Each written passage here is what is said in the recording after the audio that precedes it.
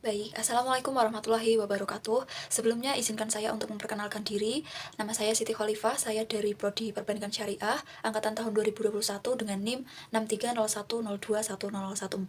Di sini saya akan mempresentasikan hasil analisis saya mengenai perencanaan bisnis mini Fluffy Bits.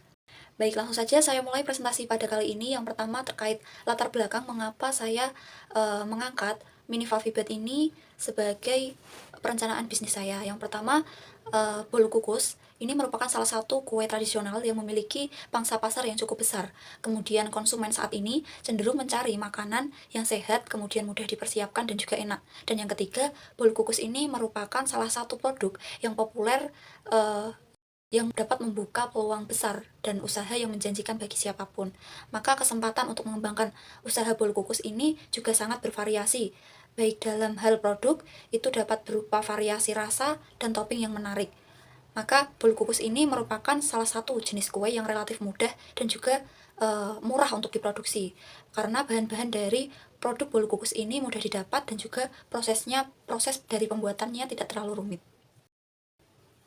Baik, selanjutnya adalah nama dari mini Fluffy Bites ini memiliki arti, yaitu mini itu berarti ukuran yang kecil dari bolu tersebut. Kemudian Fluffy Bite ini menggambarkan tekstur yang lembut dan juga kenikmatan di setiap gigitannya. Maka diharapkan dengan nama bisnis bolu kukus yaitu mini Fluffy Bites ini menjadi pilihan utama konsumen dalam merayakan momen istimewanya atau sekedar menikmati waktu santai.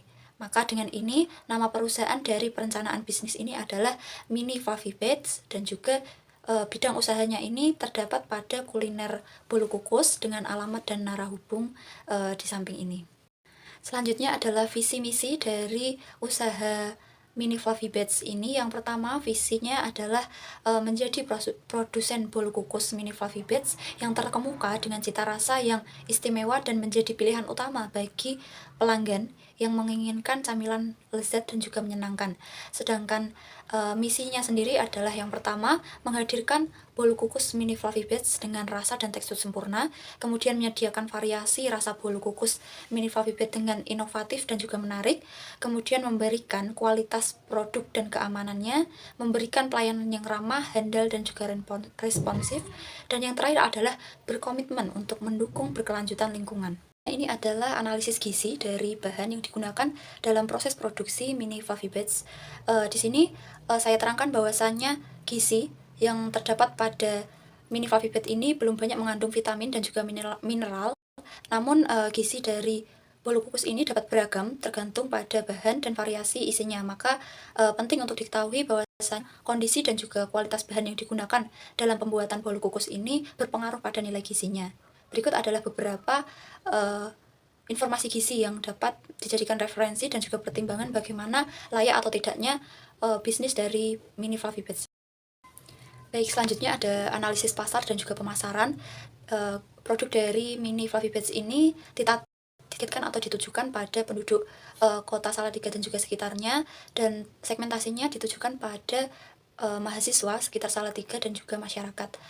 Karena usaha ini dibuka di daerah Bendungan Tingkir, maka ini tidak jauh dari beberapa universitas, dan hal tersebut menjadi latar belakang bahwasannya pangsa pasar dari produk yang ditawarkan ini akan banyak diminati oleh konsumen. Kemudian segmen memang tidak dikelompokkan dalam golongan siapapun, karena bolu kukus ini merupakan makanan yang dapat dinikmati oleh semua kalangan, baik dari anak-anak sampai tua maupun dewasa.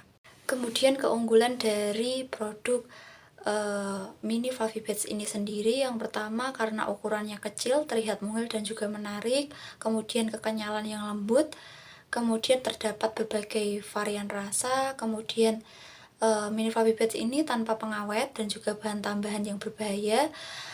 Kemudian yang dapat menjadi menarik adalah kemasannya, kemudian kemudahan dalam pemesanannya, dan juga harga yang juga terjangkau. Baik, selanjutnya adalah analisis SWOT atau kekuatan, kelemahan, peluang, dan juga ancaman. Yang pertama, kekuatan dari inovasi produk mini Fluffy Bites ini, yang pertama adalah produknya yang inovatif, kemudian rasanya juga lezat, kemudian ukurannya portable, jadi mudah untuk dikonsumsi, tidak berantakan, dan cukup menarik untuk dibawa kemanapun. Kemudian weakness atau disebut dengan kelemahan. Ini kelemahan dari produk ini sendiri antara lain adalah brand awareness atau brand kesadaran, kemudian distribusi yang terbatas, dan juga skala produksi yang cukup kecil. Kemudian opportunities atau peluang, di mana peluang dari produk Mini Fluffy Beds ini merupakan pasar menengah ke atas. Kemudian penjualan secara online ini dapat digunakan sebagai sarana pemasaran dan juga kemitraan dengan toko makanan dan juga kafe. Dan yang terakhir adalah ancaman. Ancaman sendiri dari inovasi perencanaan Mini Fluffy Beds ini yang pertama adalah tingkat persaingan, kemudian perubahan selera konsumen, dan juga regulasi pangan yang berubah-ubah. Baik, selanjutnya adalah analisis mix market atau marketing mix. Yang pertama terkait produk, di mana produk yang ditawarkan ini memiliki berbagai variasi rasa. Jadi itu dapat dijadikan sebagai strategi kami dalam mempromosikan produk. Tentunya dengan diimbangi kualitas dan kadar gizi yang baik, yang menyehatkan, sehingga konsumen akan tertarik dan juga puas dengan apa yang ditawarkan oleh produk yang kami tawarkan. Kemudian yang kedua adalah price strategi, di mana saat ini konsumen cenderung menyukai produk yang terjangkau. Jadi price strategi ini dapat digunakan sebagai salah satu strategi pemasaran dari Mini Fluffy Beds, dan produk ini menawarkan harga untuk satu paketnya seharga 25.000. Kemudian yang ketiga adalah promosi strategi. Ini dalam Mini Fluffy Beds menggunakan strategi promosi dengan dua arah. Yang pertama adalah online dan juga offline. Kemudian yang keempat ada placement. Ini merupakan sistem distribusi yang dilakukan secara langsung ke konsumen. Dan yang kelima adalah people, di mana pemilik ini akan mengutamakan pelayanan dengan sikap yang sopan, ramah, dan juga turut membersamai konsumen agar konsumen itu menjadi tertarik dan juga nyaman dalam mengonsumsi produk. Dan yang keenam adalah proses. Di sini pemilik sendiri dan juga pengelola akan menjaga kualitas dari produksi seperti mengutamakan kebersihan, kemudian langkah-langkah kerja yang efektif, tangkas, dan juga menanggapi dari permintaan. Kemudian yang terakhir adalah physical evidence, di mana penampilan fisik atau fasilitas pendukung itu juga mendukung dalam hal marketing atau pemasaran. Jadi sarana dalam menjual produk ini dapat dilihat langsung oleh konsumen. Jadi konsumen tahu bagaimana proses dan juga bagaimana kualitas yang disuguhkan dari produk yang dibuat. Baik, selanjutnya adalah bahan baku apa saja yang dibutuhkan dalam proses pembuatan dari bolu kukus Mini Fluffy Beds, karena ini adalah sebuah bentuk makanan yang berbahan dasar terigu atau tepung. Jadi Mini Fluffy Beds ini sendiri bahan bakunya lebih ke arah pertepungan.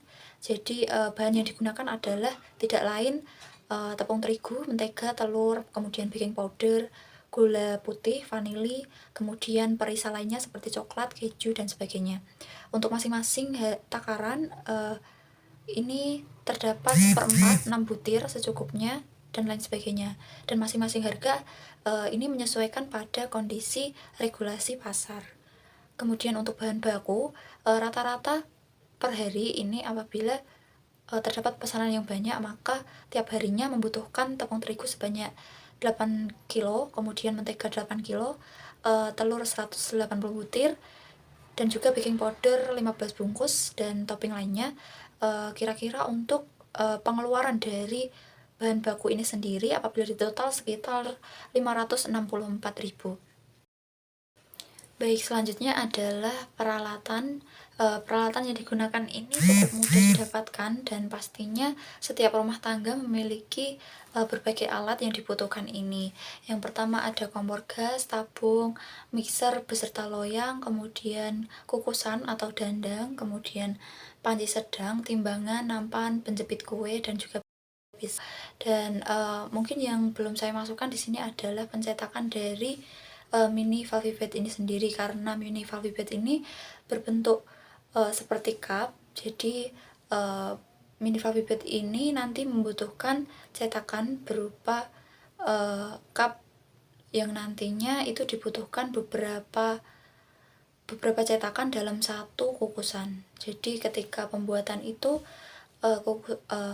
cetakan yang dibutuhkan sekitar 20 sampai 25 cetakan.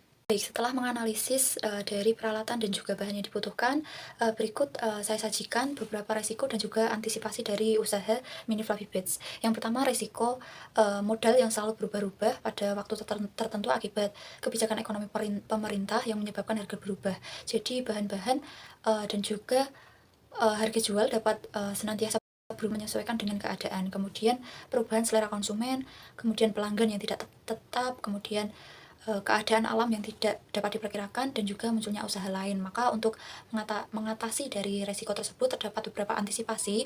Yang pertama adalah terdapat modal dan juga cadangan modal yang besar untuk mengatasi ketika perekonomian sedang tidak stabil. Kemudian akan menambah daftar menu atau daftar inovasi dari produk setiap bulannya agar konsumen lebih tertarik dan juga tidak bosan.